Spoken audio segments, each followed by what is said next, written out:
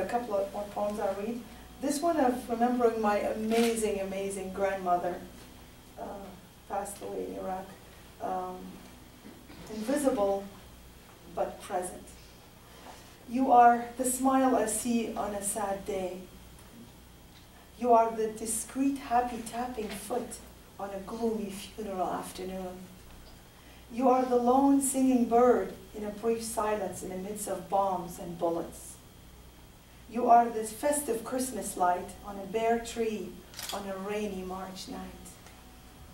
You are the hope that carries me through, even when you're no longer here.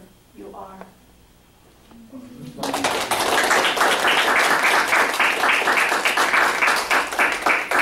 This a real story. It happened to us. I came from a Muslim culture, very controlling, very oppressing to women. I guess you're familiar with that, but nothing like living in the culture. I wrote this poem in honor of a lady that I lost, a friend of mine. I didn't know her very well because I was afraid of being her friend, and now you'll know why. The name of this poem is Spark of Light in the Darkness, a Woman. They attached nasty tags after her real name. That was not who she was. My apology, by the way, I'll be using one very bad word in the poem. My apologies. Just ahead. We'll forgive you for that. They attached nasty tags after her real name. That's not who she was. She walked with her head up. She walked putting one foot in front of the other, ever so gracefully, so beautifully. Well, that's how I saw her, but others attached nasty tag after her real name. She fixed her hair eloquently, she's dressed neatly, she accessorized marvelously. Well, that's how I saw her, but some didn't like that in her. She turned head when she walked, down the lane, down the street, in town. People looked at her, men lustfully watched her. Some even followed her. They really liked her, I thought. She walked with purpose, she knew where she was going. She knew where she wanted, she asked for it. Confident, smart, elegant, beautiful. She was from a good family, from a good home. She was educated, bright.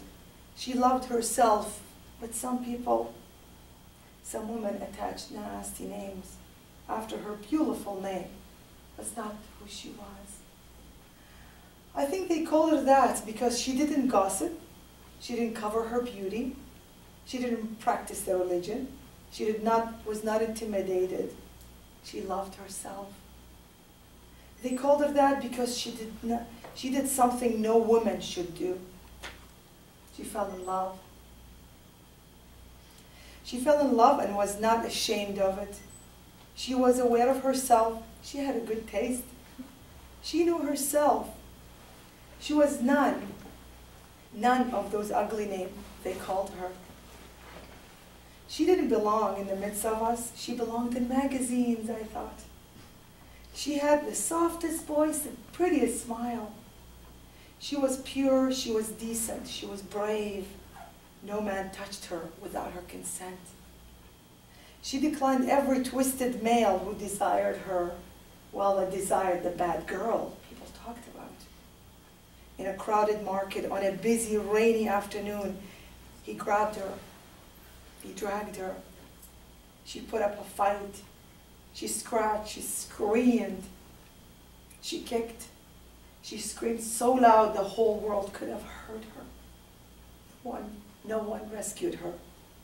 The whole world left her. She was alone with a criminal. He took her against her will. Sometime the stem of the most beautiful flower rises, tall above useless bushes and shrubs and weeds.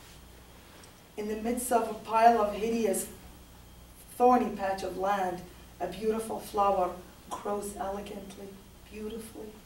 Such a rare sight makes you notice that single beauty in the midst of endless, flowerless plants.